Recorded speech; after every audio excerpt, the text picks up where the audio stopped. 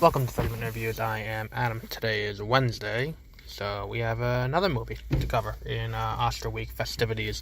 This movie, Bohemian Rhapsody, and I think of the movies I've seen 7 of the 8 Best Picture nominees this year. This one is the hands down the weakest, I think. I think this movie is good. It's perfectly serviceable. It tells the story of Queen, doesn't make anyone look too bad. It's here's what it reminds me of. It reminds me of Straight Outta Compton. Straight Outta Compton was a better movie. And it was what's it called? It was about the founding of NWA and the falling out that they had and how they each went and started their own record labels, and it's basically about the start of the movement. This movie is about Queen's foundation, which is very quickly done, and then they kind of are propelled directly into stardom. And there's no real consequence to anything that happens, and I don't know if that's realistic or not, depending on what actually happened with Queen as they were going. I don't know how realistic that was. Because we have, on almost a regular basis, Freddie Mercury getting into an argument with the rest of the band about something, and then the rest of the band's like, "Oh, Freddie, don't do that," and then it's 5 minutes later, they're all friends again, and it's nothing happened. And it's things are coming apart at the seams on almost every other scene, and it's nothing really happens at all in the entire movie. And they kind of just meander their way to Live Aid. And I think that one of the reasons this movie got so well received is the soundtrack, which, surprise, surprise, is 95% Queen songs. And that's part of the reason why I like the movie for what it was. It's just an excuse to listen to a lot of Queen music while watching a perfectly serviceable movie. Rami Malek has a great performance, and I totally agree with his Golden Globe for this movie, but it's just boring. If you strip the music out of it, it's just a boring biopic, and it's not even a good musical biopic like Walk the Line or Straight Outta Compton or any number of other ones. This one's just slow and boring, and I think it would be I think that, again, my other problem with this is it's he touches on it in the movie, is I don't want to be I don't want this to be public about his diagnosis with AIDS. I don't want to be public. I don't want to be the poster boy, the sob story. And it's Straight Outta Compton made the same mistake with Eazy-E. Eazy-E died of the same thing. He also died of HIV-related illnesses. Same as Freddie Mercury. Around the same time, too. It was only years apart. But neither movie really touches on it and its impact and what AIDS is and all of that. The actions that lead to Freddie getting AIDS, we don't even really see that. We only find out about his promiscuity and his sleeping around and anything like that through expository statements after he has AIDS. We don't even find out he has AIDS from a doctor. It's just he figures out he does by reading a magazine. And it's there's no indication that this is happening until it's diagnosed. And this movie kind of relies on the audience knowing the story of Freddie Mercury already, which a lot of people don't. But if you do, the movie, I'm assuming, is a lot better. And I think that this is one of the problems with Bryan Singer as a director, aside from the fact that he's a child molester. I think that the problem with Bryan Singer as a director is that he assumes the audience knows everything that's going on in his head already, and that we're on the same wavelength, when a lot of times we're not. And I know he only directed 25% of the movie before he kind of fucked off and got fired from the movie. But I don't really know what else to say, because I don't think this movie has any chance of winning Best Picture. I think Rami Malek has a very strong case for winning, for winning Best Actor.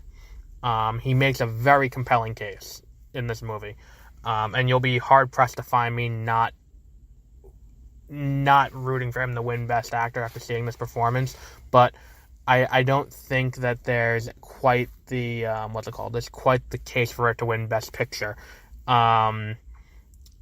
It's just perfectly okay. Like that's the worst thing I can say about this movie is it's perfectly okay. It achieves what it sets out to do. It tells the story of Freddie Mercury. There's just enough serviceable moments like how they create Bohemian Rhapsody, them going on tour. The entire Live Aid concert is great to watch, and you basically have to watch them do the entire 10-minute set, which is entirely worth. I'm assuming seeing that in IMAX would have been worth the ticket price. And I watched it at home, and it's literally just, for me, the soundtrack made it worth everything for this movie. But that said, if you did this same quality movie with the same quality storytelling, but with a less popular artist, and with less of a with someone who didn't quite have the discography to pull it off, that's where it comes into play. Like, I don't know if you could do the same. Like, Queen had so many hits that there's plenty to pull from. Where if you pick up a greatest hits Queen CD, you'll know most of them. There are a lot of artists who you couldn't do that for, and if, let's say, if they did Walk the Line with this level of non-committal to conflict, then it wouldn't have gotten nearly the accolades it did. Same with NWA, which got a lot of accolades, and I have also said that they don't quite commit to showing the characters as flawed because they're all still alive and no one really wants to make themselves look bad in the movie, but this movie doesn't quite drive it in. It doesn't ever commit to showing them poorly at all. And if NWA's new movie, Straight Outta Compton, was as good as this, and the fact that it didn't get nominated but this did, does kind of like lend credence to the argument that it was a race thing. Because this movie was just as bad. The only thing that this movie, not as bad, but just as same level of quality. And I think the biggest problem, the thing that this movie doesn't have going for it that Straight Outta Compton did, is that Straight Outta Compton kind of addresses it addresses the political issue going on at the time, and the impact there. I mean, Freddie Mercury was a bisexual man in a time when that was not okay, and in a lot of places today it's still not okay, and it's not even addressed. There's no social impact to him, and it's not ever talked about. And it's not they needed to at least take a minute to address the fact that was a problem. Like, they don't need to show an establishing shot of the LA riots and never touch on it again, but that was at least something contextual for the time that this didn't have.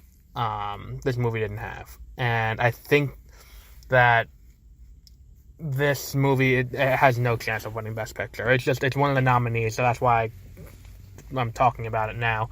But if you like Queen music, definitely go see this movie, because it's got all of the hits and all the songs that you probably haven't heard in a while, too. So it's definitely worth watching. This is maybe a Redbox movie more than a purchase movie, I'm going to be completely honest. Because I don't think this is a movie I'm going to rewatch multiple times. But,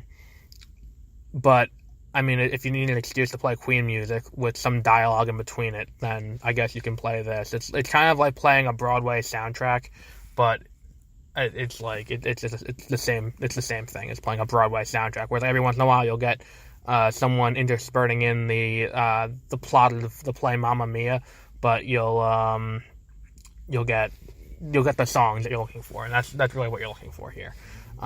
So yeah, if you haven't seen Bohemian Rhapsody, I would definitely check it out, but as a rental or anything like that before you buy it, because it doesn't seem like the kind of movie that would be worth purchasing unless you're buying it for like $5 in a $5 DVD bin 3 years from now, or at a local drugstore, or at Black Friday at Walmart, where it'll inevitably be the $2 selection. But yeah, I would definitely recommend checking it out. So that'll wrap up the Wednesday episode. Thursday, tomorrow, we have A Star Is Born. Friday, we have The Favorite. Saturday, we have Into the Spider-Verse and Incredibles 2. And Sunday, we have Black Panther on Oscar night. So have a great rest of your week, and we'll see you tomorrow.